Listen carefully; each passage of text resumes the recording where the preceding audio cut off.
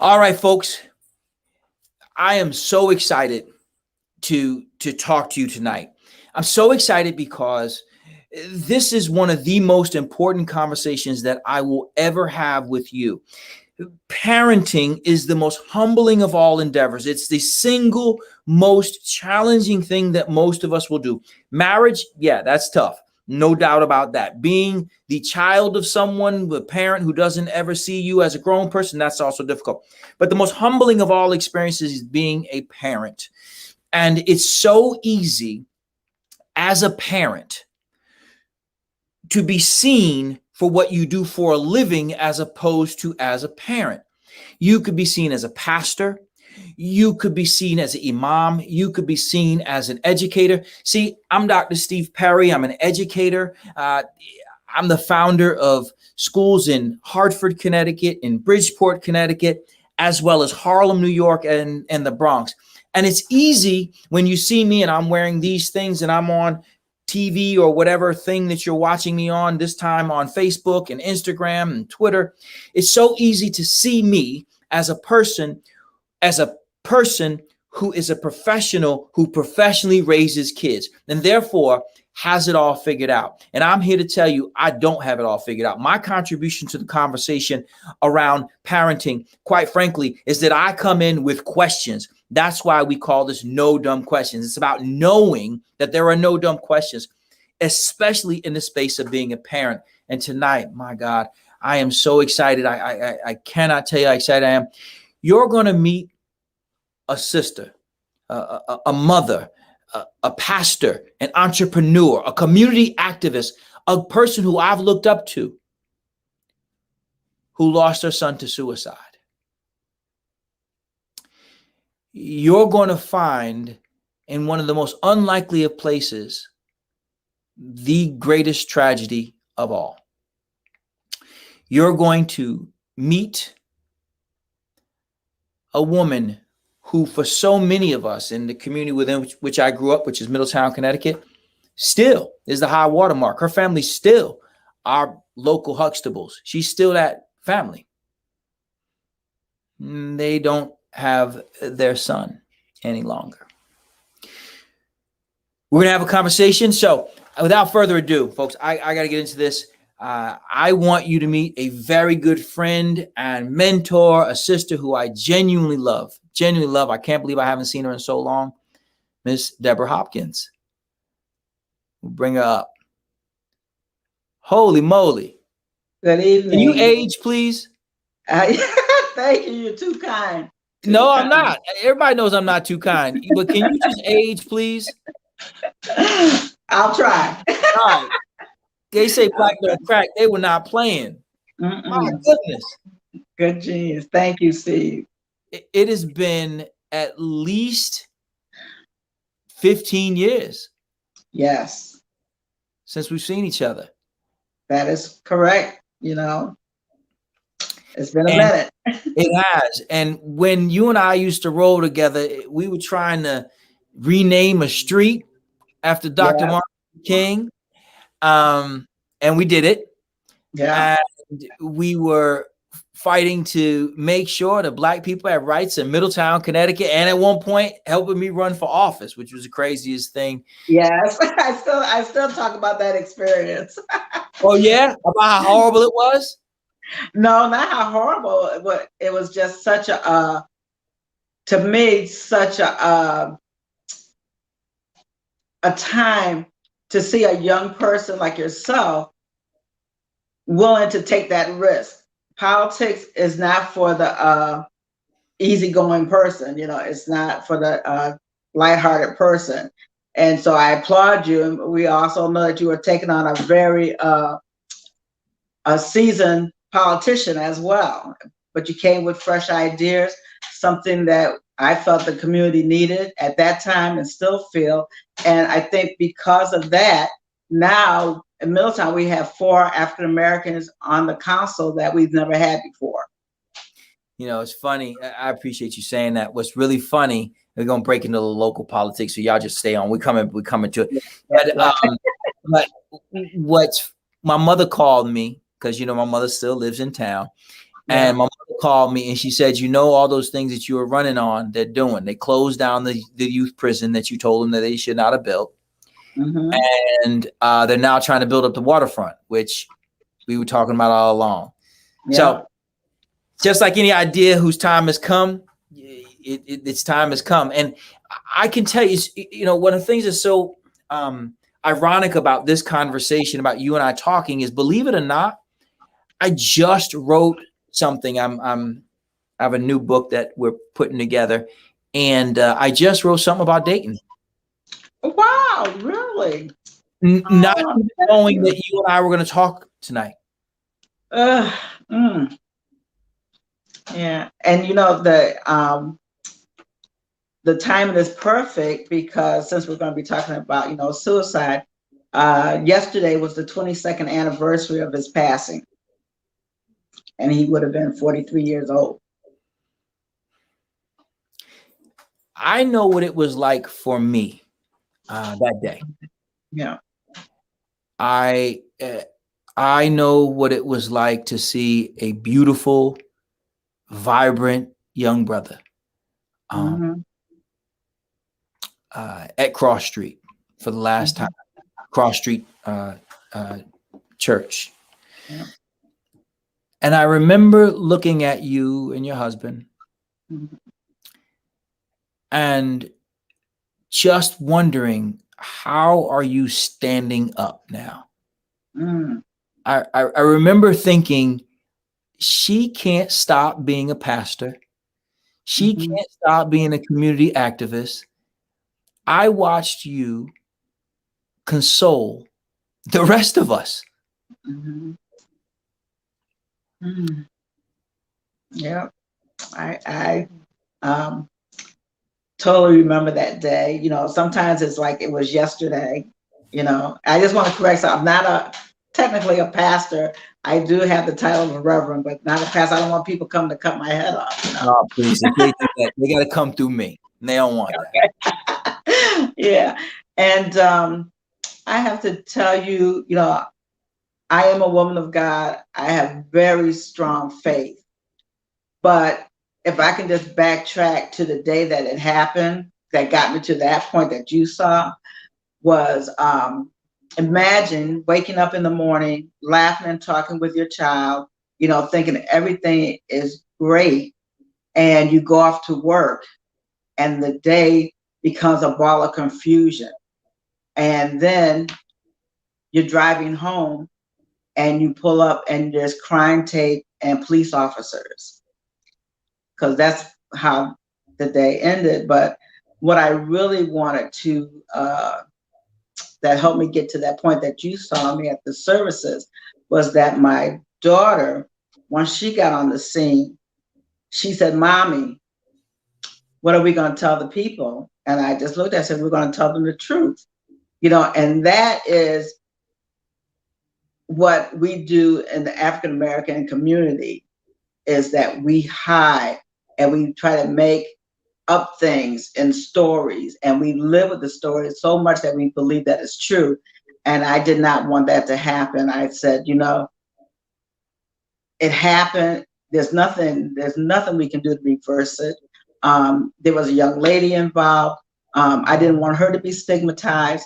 And I knew that I had to get my family through it, and I had to get the community through it. And my faith was on display, because as you're a minister, a preacher, a pastor, whatever the title may be, when you're in those positions and you're constantly preaching to people, have faith, believe God, trust God, well, that's going to be put on display. And you have to trust God in that situation to strengthen you, to get you through. And I just felt the hand of God pushing me and constantly putting before me the task that was at hand. You said you woke up, you and Dayton. I mean, he was a great kid. Like, he was just a good Mm-hmm. dude. Yeah. Handsome, smart. How old was he? He was 21 years old. So he was staying at the house. Was he working? Yeah, working. he had worked for a moment at Pratt Whitney. You know, he had other jobs and stuff. Very active, outgoing. You know, everybody loved him. And I mean, you know, from the service, every nationality was there, and all the young people, you know, spoke of him. He was the kid that would always go for those that were like bullied, and he would like, because we lived in Killingworth, so that People speaks don't know for that Killingworth is about as white a community as there is. yes. You guys, you guys were 100% of the black people in Killingworth. Just about.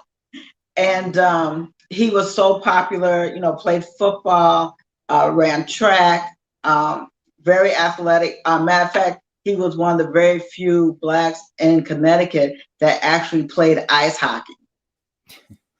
That's right, he did. That's Yeah. right, he did. That's right, he did. So you woke up and you figured the day was like any other. Had Yeah. Dayton ever talked to you about feeling like he was depressed or he was showing any signs of trouble with anything? Was he in therapy? Mm-mm. No, and that's the part that is kind of puzzling, because I'm telling you, he was the most on the outside, on the perimeter, the most happy, easygoing, fun-loving kid. I'm telling you, when I said everybody loved that kid, they loved him. He could make friends with anybody, you know, and so that was kind of, you know, puzzling. But I say that now in retrospect, because I do remember the last time, other than the morning that we got up, that weekend, he took me to Southington, and he said to me, he says, "Mom, I'm moving out." And I said, "What?" And he claimed that he was going to move out with this person that I really wasn't keen on him moving in with. And I was like, "No, you're not," like that. And he says, "Yeah, I'm moving out." And I believe the date was a Wednesday or Thursday. And he says, "Yeah, I'm moving out," like that. And that was 3 days prior to his passing.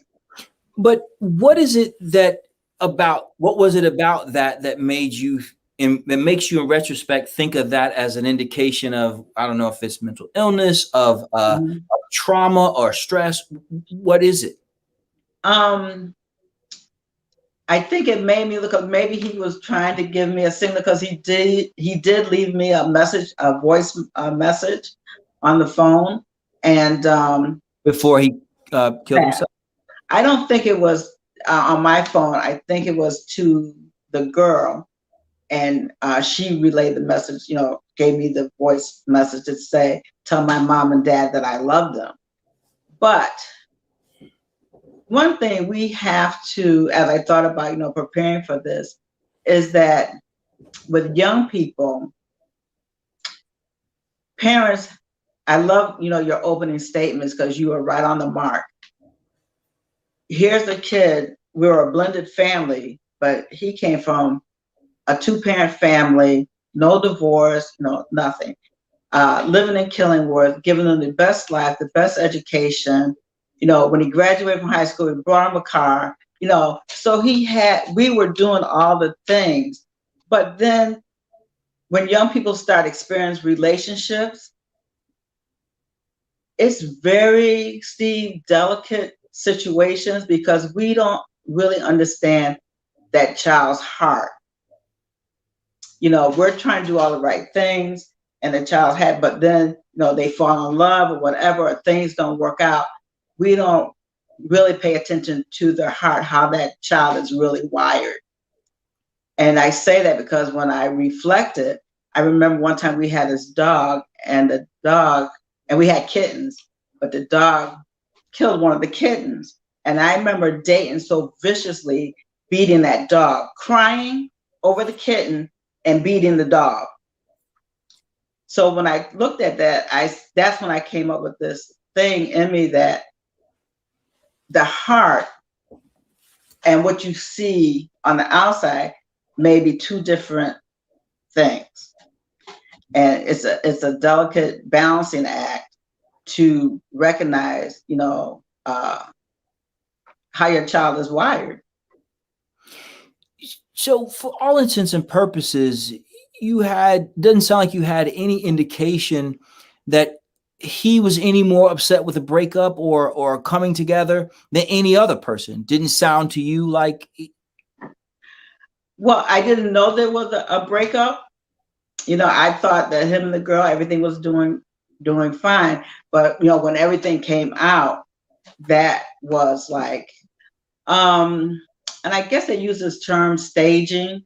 So what he basically did, he killed himself. He shot himself in his bedroom, and he left the front door unlocked so that the girl, because he called the girl, and the girl found him, and she was the one that called the police, and then they got in touch with me, and so it's like they want to punish the person that they feel has hurt them, whatever, and so that's it, basically how that went. So I'm telling you, there's so many pieces to this whole issue, because now not only do I have a dead son in my house, I have a young lady who I have to protect, because now I don't want her to be, she's traumatized because she found the body. So that's why psychologists and things say there's certain things that your mind just can't handle. They would not allow me to go in the house because things can be very, very traumatic. But I'm saying it was traumatic to see my son being brought out in a body bag, so, but protecting her young mind, so that became my focus right then and there, and for her not to be stigmatized as well, so it was so, I'm telling you, when I tell you, it's so many pieces, and trying to figure out how to handle it as gently as possible, but also, uh, dealing with the grief and definitely the loss of my son, because my Dave was like our golden child. He was like our Joseph. He was, and you know, I can tell you in all transparency, I watched you and your husband as around the time that I got married. Yeah. It was right around the time that we got married, and I mean, almost within a year or so of that, and I remember watching the way you moved with your family and the way that you guys got along. And I didn't grow up with a father in a meaningful role, and living in the projects, there was nothing that looked like functional families. And you guys were, for me, the high watermark. You were what I aspired to be. I would think about what y'all would do. Your husband was an entrepreneur, and and you guys were just doing it as best. I mean, you were the black middle class that I aspired to be. For real. And so I admire you, and I've watched you move through this process. The day comes and goes, but the feelings remain. How have you made sense and peace with it? It's funny, I was sharing with someone the other day, and I said, I really truly believe that God doesn't give us any more than we can handle. And all of my sisters except one and my brother all have sons. And I said, when I look at them, that there's no way they could have survived what I went through. I would say my faith in God, knowing the statistics that said that this would be like they're one of the biggest causes of a marriage dissolving, tearing the family apart. And I absolutely refuse to let that happen. My husband, he was just, torn to pieces, because there's even more to the story, because there was a gun in the house, but the gun got there by way of my husband taking the gun from somebody else to protect a young girl. And he hid the gun, in his dresser. But, years go by and he forgets about it. So, of course, kids are very inquisitive. They're searching. When you think everything's under wraps in your house, honey, they are tearing your house apart and finding this and that and looking through stuff. So believe me, parents, there are no secrets in your house as much as you try There is that. So apparently he had found the gun there. And what had happened was that I had said to my family, I said, well, where did he get the gun from? And that kind of puzzled me. And after the services and everything that weekend, my daughter calls a family meeting. And I'm like, okay, what's this all about? And Now, mind you, how old was she at the time? Pasha, let's see, Day was 21, so she had to be like 27, 28.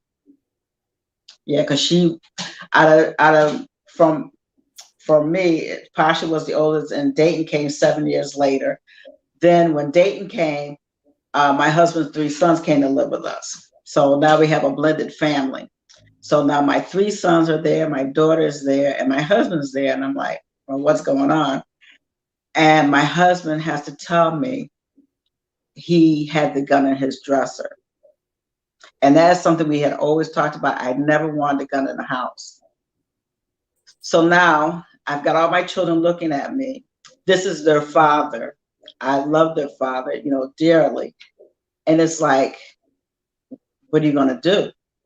Now I can either destroy my family, I could be mad, I can, but none of that's going to resolve anything. So I just looked at my husband and I said, honey, there's nothing we can do about that. And all we can do now is go forward. Nothing is going to bring them back. And I had to show that love to my husband to save my children. And I had to let my husband know that I loved him unconditionally, that our bond was that tight. And I was determined to keep my marriage, together. So, and before he passed, we were entering into our 40th year of marriage. So we did it. You did do it. And, when I introduced you, when I was doing the introduction, I talked about you as somebody I aspire to be like, and the caliber of human being you are continues to impress me. And I think that those who are watching are seeing the same thing, that you truly are your faith. Some people, a whole bunch of people in church who ain't you, let's just say that. What I see in you is a steadiness and faith. How does the day-to-day work from now? Okay. Well, okay. So, and as you know, I was working for a connection. So, We both work. Yeah. And I go take like about a month off and I get back to work, and I'm in the, people don't know the connection is a not-for-profit organization. I used to run a homeless shelter. And Deborah, what your role? I was assistant development director. I helped develop Kids City Museum in Middletown. So it's a museum, as it sounds. It's a museum in the community where they took an old convent and they moved it all the way down the street. That was my job. They turned it into a please touch type of museum, and at its time, it was ahead of its time. I don't have children that age, and so I have no business in there. But it is an accomplishment. So that was what you were doing. You were doing development for the community, and so you took a month off, and then what happened? Then I come back to work, and I'm working, and I remember Christmas time, like the first Christmas, and his birthday is December 29th. And Christmas has always been a big thing for our family. So I said, okay, I have other children, I have grandchildren that I've always made this time of, of the season bigger than life. So I continue to do that Christmas, that one Christmas. After that, for about 5 years, I couldn't put up a Christmas tree. I could just barely get gifts. It was, when I tell you, it was horrible. Then, of course, I'm busy with my work, keeping my family. Because I want to pop over that. It's, as you are as gracious as you are, it is so easy for people to see where you are versus the process that you are going through to reconcile your son's suicide. For five years is a long time. 5 years is a Yeah, long time. So that's a lot of Christmases. about Yeah. what felt like, what were you dealing with during those 5 years? What were the feelings that make you say, I can't put up a Christmas tree? Yeah. That's the loss of missing him, you know, and thinking about things, he would say to me when we would have these gigantic Christmas trees, and you ever get a real tree and pieces and branches are missing. And I just remember one time we tried to hold the tree up with fishing line because it was in such bad shape. And I was asking him, I said, "Oh, is that straight?" He said, "Mom, even Stevie Wonder knows that that tree is not straight." So he was very comical. And just the loss of him and just a big gap in our family. Talking to my sons and my daughter, about him. One thing, I would encourage people that when you lose a loved one is that you do everything you can to keep their memories alive. Don't be afraid to share stories about them. And that's what we constantly did. But it truly was a big hole in my heart. I would go to the beach and just listen to the waves crash and just boo hoo, boo hoo, boo hoo. But also remember, I was president of the NAACP at the same time. I was working as an assistant development director for Connection. Um, so I had a lot of moving pieces that I just could not let them fall. And then I had a husband who was struggling, really hard and making sure that he was good, making sure my sons were good. Um, so one thing I kind of resent is that people will always admire you or say that, "Oh, you're so strong, you're so strong." But they see how you move through, but never, nobody ever comes to check on you and say, "How are you doing?" It doesn't matter how strong we seem to be in public. We still go home, we cry. We still, I used to lay in his bed, just to smell his fragrance on the sheets. Um, so that was the process. And I remember every anniversary after that, for I would say a good 6 years, I would not do anything on May 26th. I would not do a meeting. I planned to be sad. I rehearsed that whole day. Would go over that whole day in my head. And then slowly but surely, I started coming out of it. And then it got easier. It got easier to face that date, and face that date with joy. Like I said, yesterday was the anniversary. I went walking, laughing with my friends and stuff like that, because you have to find a purpose for going on, for living. And my purpose is serving people that I love, and serving my community. So, that kind of start moving me in that direction. Um, but I think what happened with that, it also prepared me for the loss of my grandfather, which was 6 months later, who I was very close to, being the caretaker, and loss of my mom, and then my stepfather, then my husband, then my sister. And so by learning the grief process, everything that we go through, what happens, that whole process, I've been able to help my family get through some very difficult, and other people as well, difficult times. When I wish that I could say that yours is the last son or daughter who will take their own life, Mm-mm, but I cannot. no. What do you say to the parents of a child who are filled with grief and pain and questions?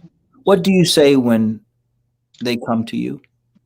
When they come to me, I sit down with them and kind of share my story with them first, and kind of help guide them and say, about, like, you have parents that will feel guilty. Uh, you have parents that want to blame the other parent. Because, matter of fact, a couple of months later, a young student from Middletown High got killed in a car accident, and they had their service. And I remember telling Pastor Harville, you need to counsel these people because their marriage is not going to make it. I could tell by their interaction that there was a lot of blame going on, and that marriage did not make it. And so you have to, talk to them about love and supporting one another. You have to get into the dynamics of what is going on with them before you can even give any advice or answer, or just sit there and listen to what they're saying and then maybe come back to them at a later time. It's not a one-shot deal. So basically, when I've had to work with parents or talk with parents, I keep in touch with them. I call them, let them share their stories about their child, how they're feeling, show me photos, whatever. Get them to laugh, cry. That your emotions are very, very real. And what I tell people, if you want to scream, scream. If you want to throw something, throw it. You have to let out, as long as you're not endangering yourself or anybody else. Those emotions are very, very, very, very real. And sometimes, especially when you're telling somebody, oh, you're so strong, it's like people tend to squash them and they blow up, and they're blowing up about something that has nothing to do with what they're blowing up about. They're blowing up because of all the hurt and the anger that they're experiencing. They're holding it in. I've wanted to have this conversation with you for 22 years. Wow. I did not know how to broach it because I sat there and I watched you and David and Pasha move through what to me seemed like wearing concrete shoes, maybe a whole concrete outfit. And you did so with such grace. What is it that the rest of us miss when we see you going through what you're going through? What was it that you wanted us to know or wish you had been asked? Well, just to give you a backdrop, that when I was 22, I suffered a nervous breakdown, and I ended up on the mental ward at Middlesex Hospital, and I was there for like 7 days. But as quick as I lost my mind, when I tell you lost my mind, there was nothing there. I was just a blank, and it was like crazy. So, I went, through that whole process and everything. And I remember, they sent me to the psychiatrist, and I go to see him, and he tells me to start drawing pictures. And I looked at him, and I'm telling you, people might think this is like far-fetched, but I'm telling you my truth, was that as quick as I lost my mind came back to me. It's like all the lights came back on. And I told him, I don't belong here. I believe that in some way, that life experience was preparing me for the rest of my life. That there's a power way stronger than you. There's a belief system that you're going to tap into that's going to get you through some very challenging times. I am not a superwoman or anything. I cry, I hurt, I bleed, I scream, all of that. But knowing that I have a God that has got me, he's really got me. And I'm telling you, I really trust in my faith. I stand on the word of God to get me through some things. And I think from that experience of having the mental breakdown, it was like teaching me, don't let anything take you out. Don't let anything, you can rise above things. This is not the end. And I want to share another situation with you. When my son passed, that was in May, and I think it was the 4th of July weekend is where John F. Kennedy plane went down. Well, in that plane was his wife and the wife's sister. And I don't know if anybody remembers, but the wife, it was there were his 3 daughters, and they were showing it on the news. And I'm crying and feeling, bad about, what's going on with me. And when it came on that this mother had to bury 2 daughters and no bodies, I said, my God. I said, my God, how does a mother bury 2 children at the same time? And that's what kind of helped me, So for you, stand up. you were actually able to find some solace in the fact that while you had the ultimate tragedy, it's at least esteemed that it could be worse. Yes. And that's why I always say that is like my motto. When something is like tragic for me, it's like, but it didn't have to be so. Meaning, again, God doesn't give us any more than we can handle, because it could be so much worse. It could have been my son and daughter. It could have been my son and that girl. That, for me, would have been something I would not have been able to live with. I don't think that I would have had to, this is just me talking. I don't think I couldn't have handled that burden of knowing that my son took somebody else's life. That would have, I think, destroyed me. Well, you remain a high water mark in our community, in our culture. God knew who he was dealing with when he needed to show us how to deal with the most terrible of circumstances. He, whether we like it or not, chose the right warrior to fight this battle. And I can say to you, I genuinely, consistently, and forever will be impressed by who you are and what you represent. I appreciate you sharing your truth, because what I know is so many fathers and mothers have seen their children in distress and fearful that it could end this way. And they want to do and reach out and try and get as much help as they can. And then there are those for whom this has already happened, and they've spent their lives blaming themselves for something that honestly they have no control over. No control over. So I know that Pastor Harville is fortunate to have you among his parishioners. He is a fantastic man, and I appreciate you and your contributions, not just to our culture, but our specific community. And I know you're a grandmother now. Oh, a great grandmother.